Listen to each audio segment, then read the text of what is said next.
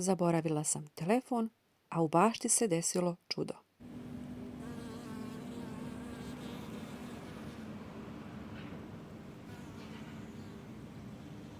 Dobro jutro i dobrodošli u moju baštu. Danas vas vodim u jednu malu obilaznu turu da vidite kako priroda polako, ali sigurno uzima maha. Prvo idemo do plastenika. Noći su još uvijek svježe, pa sam svoj rasad brižno čuvala pod ovom zaštitnom filc folijom.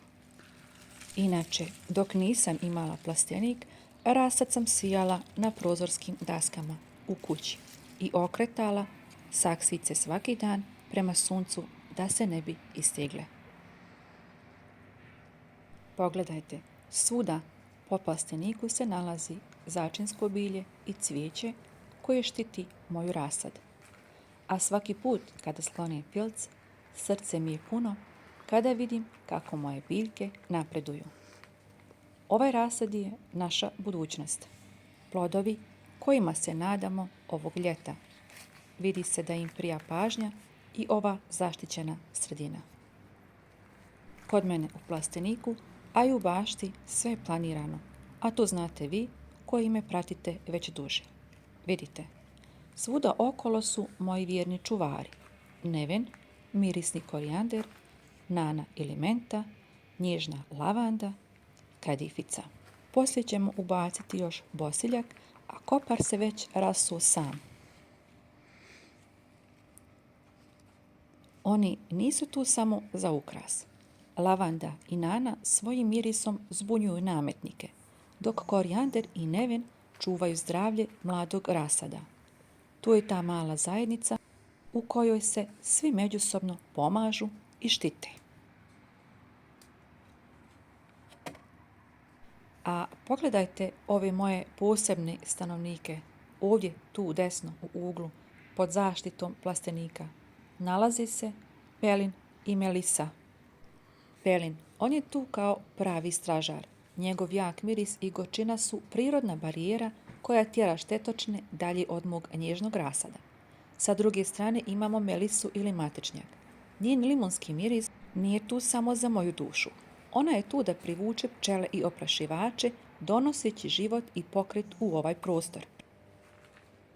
Sjećate se marta, kada smo sijali krompir. Da bismo ga sačuvali od mraza i preuranjenog nicanja, primijenili smo metodu zagrtanja i debelog malčiranja. Zemlja je ovdje bogata, zaštićena i strpljivo je čuvala život u sebi. I evo ga, prvi listovi krompira su se pojavili. Vidimo ga na mjestima. Ali između smo ubacili i korijander, kao i neven, kao biljke koje će štititi naš krompir. Korijander će štititi krompir od nametnika poput stjenice. A neven je tu da privlači pčele, korisne insekte i da liječi zemlju. Ova kombinovana sadnja je ključ zdrave bašti bez hemije. Mnogi su me pitali zašto ovoliko truda oko malčiranja i zagrtanja. Osim što čuva vlagu, malč je naša prva linija odbrane od krompirove zlatice. Zlatice ne voli ovu teksturu, teže se kreću po njoj, a što je još važnije, u malču žive korisni insekti poput trčuljaka koji prirodno uništavaju larve zlatice. Pogledajte, u ćoškovima ovdje se strateški nalazi hren. Hren je poznat po tome što svojim mirisom zbunjuje i tjera krompirovu zlaticu, čineći cijelu parcelu manje privlačnom za štetočine. A odmah pored njega je i kopriva. Lako je mnogi smatraju korovom, u našoj bašti ona je saveznik. Kopriva ne samo da jača otpornost krompira, već služi i kao stanište za bubamare koje su nam najbolji saborci u borbi protiv biljnih vaši. A ovaj veliki div, naš kelj, odavno bi ga mnogi počupali jer je krenuo u cvijet. Ali kod nas on ima važnu misiju.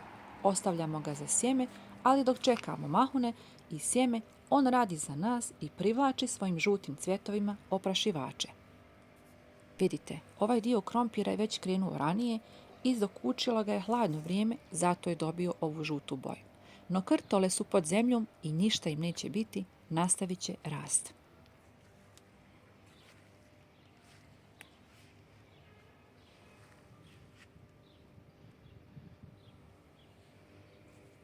Odmah, pored naših krompira, pogledajte ovo nježno buđenje. Ribizle su u punom cvatu. A naša mala višnjica, iako je još mlada, ne zaostaje sa svojim cvjetovima.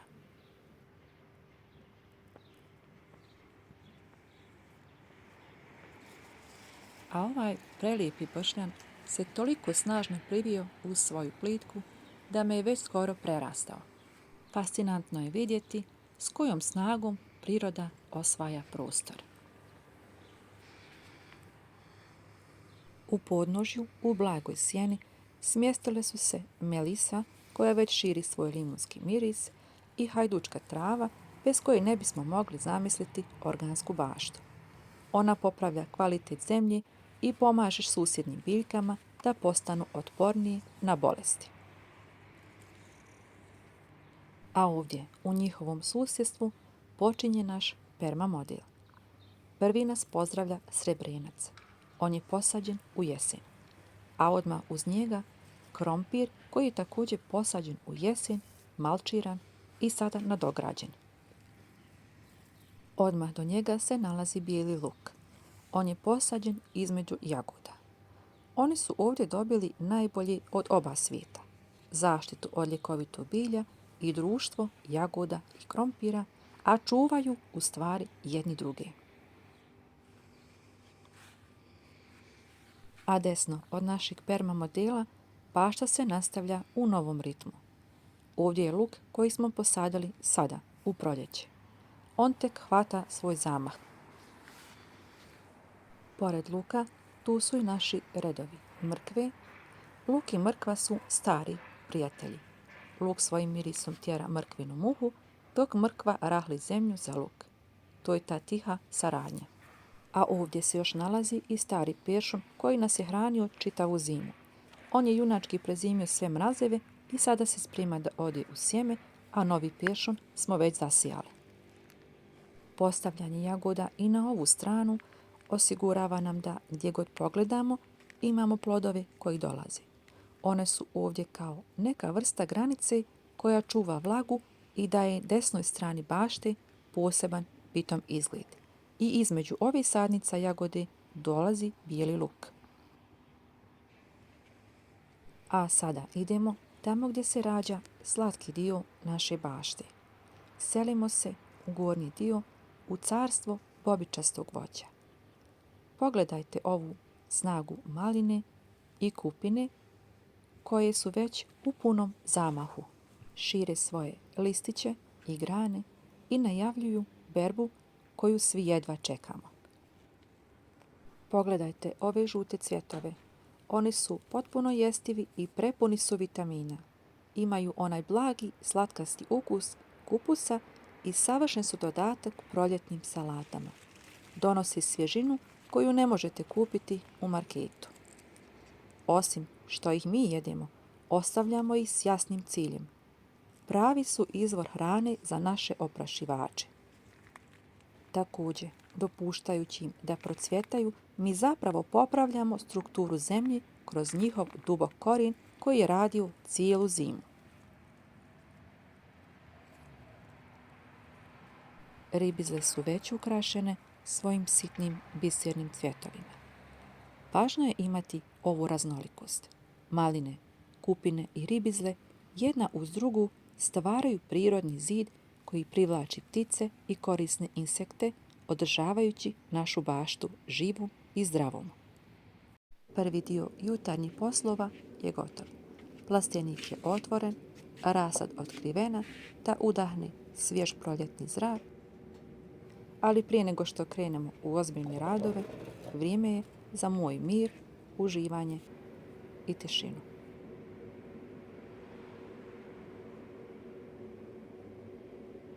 U svom miru, dok pijem kafu, pokušavam da obuhvatim pogledom sve što smo postigli. Gledam u ovaj mali raj koji je svakim danom sve bogatiji.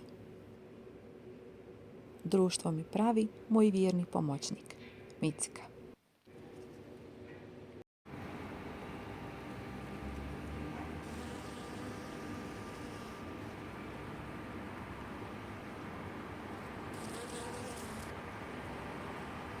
Često vidite ove pčele medarice kako zuje sa cvijeta na cvijet. One su neumorni oprašivači, ali one imaju svoj dom u košnicama i radi kao jedna velika porodica. Ovdje dolazimo do nečeg posebnog. Ovo je dom za solitarne pčele koji smo mi napravili. Solitarne pčele su samotnjaci, nemaju svoju maticu. Ovaj stari kanister smo napunili grančicama, šupljikavim i komadićima drveta u kojima smo izbušili male rupe. Solitarne pčele ne traže košnice. One traže ovakva sigurna mjesta da napravi svoja gnijezda. Svaka ova šupljika je potencijalni dom za nove pčele.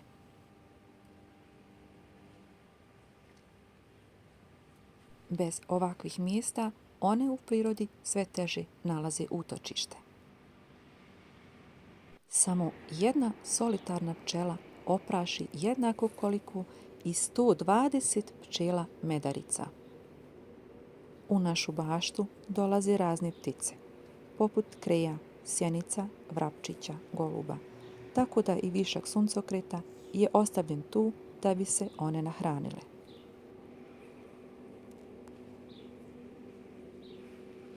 Kafa je popijena, energija je tu, a sada idemo na ozbiljan posao. Jer danas gradimo zaštitni zid koji svaki pravi vrt treba da ima. Spuštamo se na donju stranu naših polja krompira i tu u samu ivicu napravit ćemo zaštitni zid jer sijemo pečenjak, bijelo žito i suncokret. Sijemo ih tu, ali ne samo zbog ploda. Oni imaju važnu misiju. Kada budu rasli, stvorit će visoku barijeru koja će naš krompir štititi od vjetrova, ali mu i praviti blagu sjenu tokom onih najvrelijih ljetnih dana. Uz to žito kasnije sijemo grah koji će se penjati uz njega. Žito i suncokret su u zemlji, a dok oni budu polako rasli i čuvali stražu, mi se selimo u najmirisniji dio bašte. Prije nego nastavimo dalje, moram stati i pozdraviti moju vjernu pratiteljicu. Ona najbolje zna gdje je trava najmekša i zrak najmirisniji. U ovom kutku bašti imamo svega. Od procvjetalog srijemuša koji unosi vedrinu do origana i mente koji su već spremni za prve čajeve i začine. Svaki ovaj listić priča svoju priču.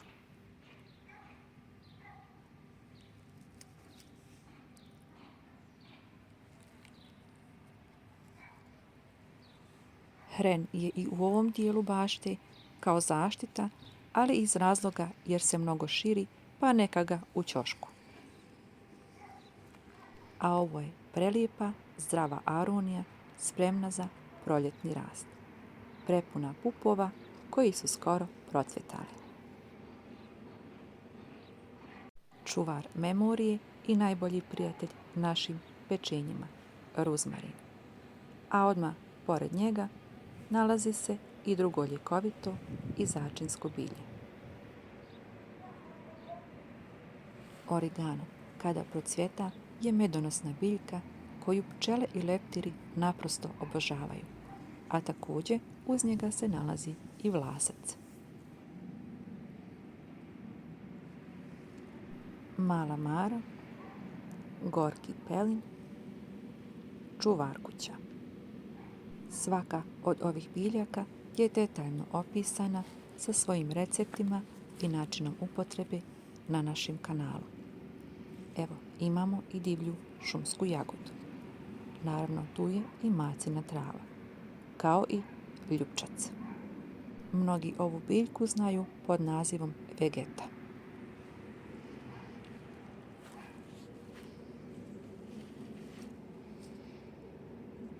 Pogledajte koga smo zatekli na našoj žalfiji.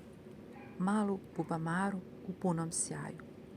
Pokušat ću da vam malo zoomiram da je vidite izbliza. Ovakvi gosti su nam najdraži. Ona potvrđuje da radimo ispravno.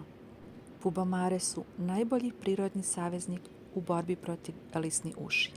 A lisne uši su već počele da napadaju. Prirodni insekticid protiv njih imate također na našem YouTube kanalu.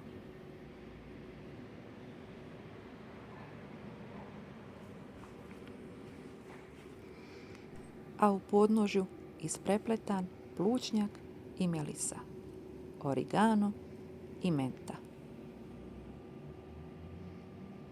Uz njih u žbun raste i debela koka, žednjak ili ranjenik, a pored njega iz zemlje već izbija i ovnak.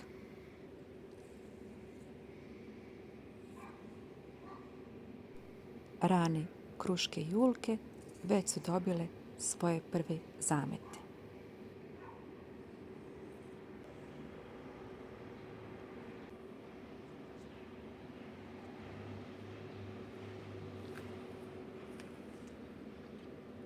Nebo je kao staklo, nigdje ni jednog oblaka, samo čisto plavetnilo. Beskrajna mirnoća, a ispod tog neba naše su se jabuke doslovno raskvasile od behara. I ono najvažnije, poslušajte. Ovaj behar na jabukama je prepun pčela. To je prava muzika za uši svakog baštovana.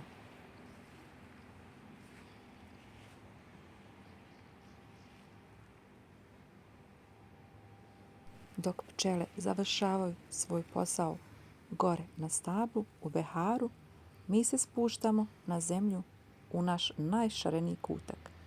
Pogledajte ovu raskoš.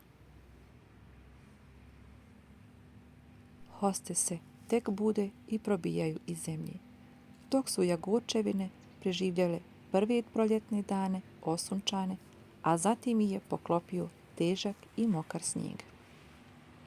No one i dalje prkose kao i šeboj i pune su mirisa i cvijeta.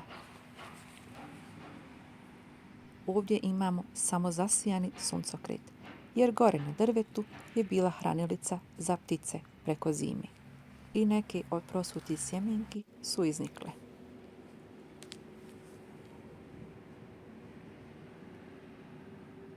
Ovaj prelijepi cvijet se naziva puzavi floks ili kako ga u narodu još zovu plamenak. Njegov miris je prekrasan, a cvjetovi su kao mali plameni tepisi koji unose život u baštu. Idealan za kamenjare ili za prekrivanje zidića.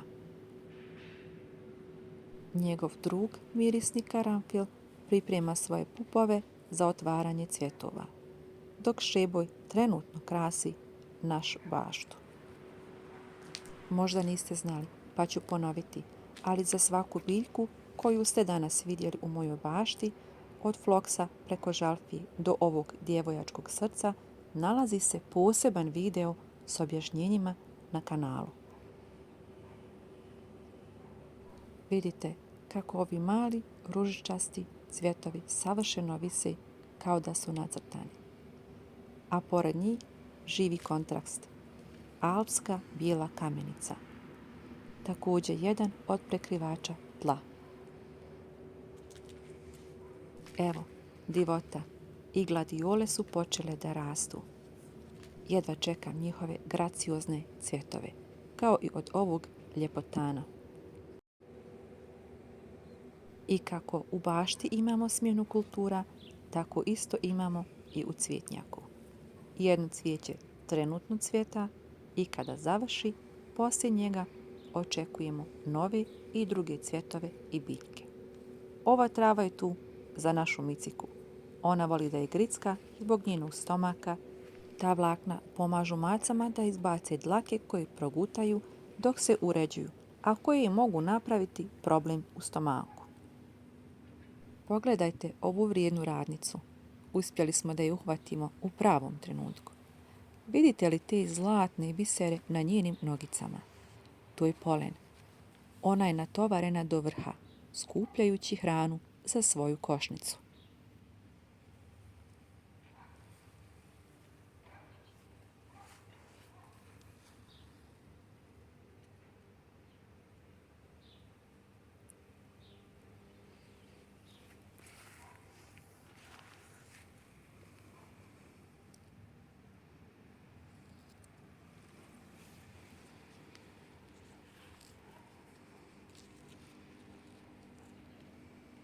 Ovi mali, kao mačevi koji izbijaju iz zemlje, su također gladiole koje su se probile.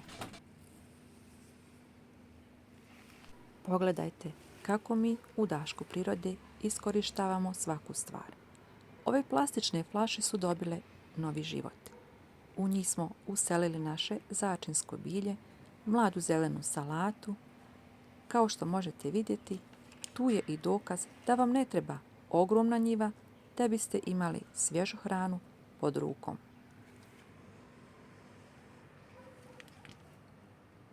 Pješun, celer, cvijeće.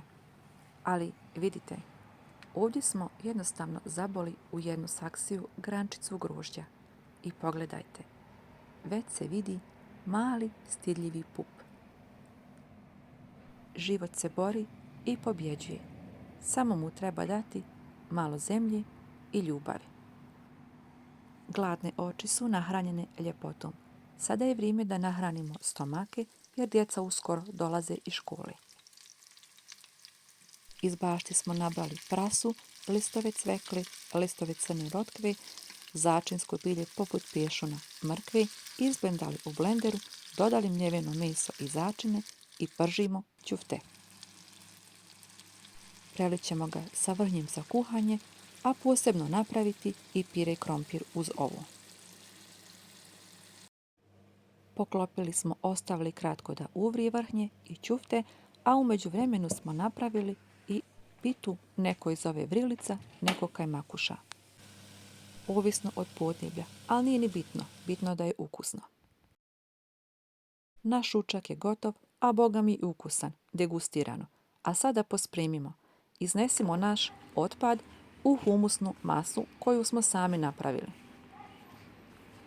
A to možete uraditi i vi, od običnih paleta ili od ovako starog bureta, bačve, kako god.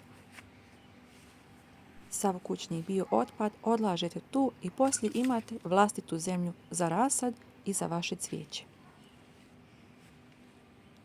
I na putu do humusa pogledajte šta nam je pod nogama. Naša zemlja nam uvijek nudi novi dar, ledinjak. On je jedan od prvih vjesnika proljeća koji bukvalno probija led. Vidite li ove sjajne listiće?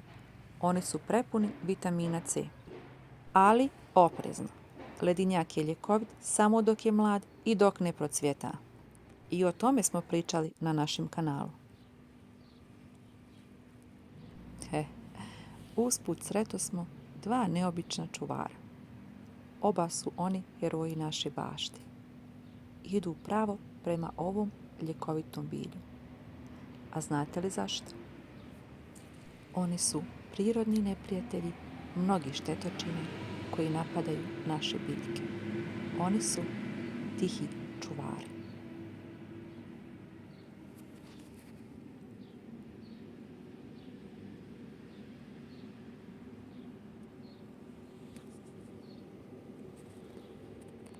Evo nas kod našeg drugog permamodela.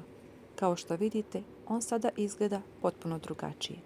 Između ovog luka smo dodali novi bogati sloj travi koju sam upravo počupala. Žao mi je što vam nisam mogla snimiti sam proces čupanja i slaganja.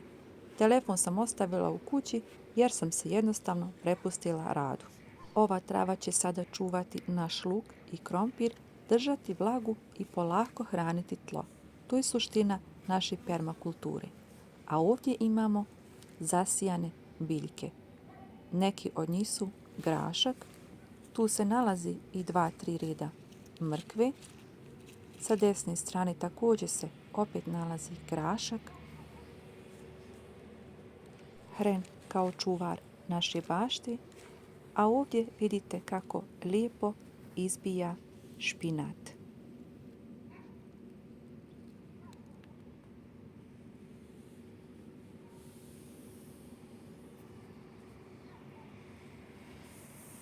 Tu desno se nalaze posijane kupusarice. Neke već izbijaju, a ovaj red je načinjen od cvekli. I pored nje zelena salata. Vidite kako sve recikliramo. Od starog štrika koristimo potporanj za naš grašak. A svuda uz gredice se nalazi zaštitno začinsko bilje. A evo i nova mladost. rasađena blitva. Imamo mlade rasađene blitve koje će tek da nas hrani. A ove koje vidite okolo, stare i počupane, one su nas hranile tokom cijele zime i one će sada u ovo ljeto da izrastu u sjeme.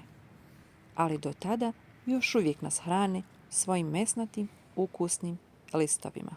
Tu u njihovo društvo smo ubacili i nekoliko kupusarica. I za kraj ovog našeg današnjeg druženja. Hvala vam što ste danas bili uz nas. Do sljedećeg viđenja. Čuvajte svoju prirodu i ona će čuvati vas. Pozdrav iz naše bašte.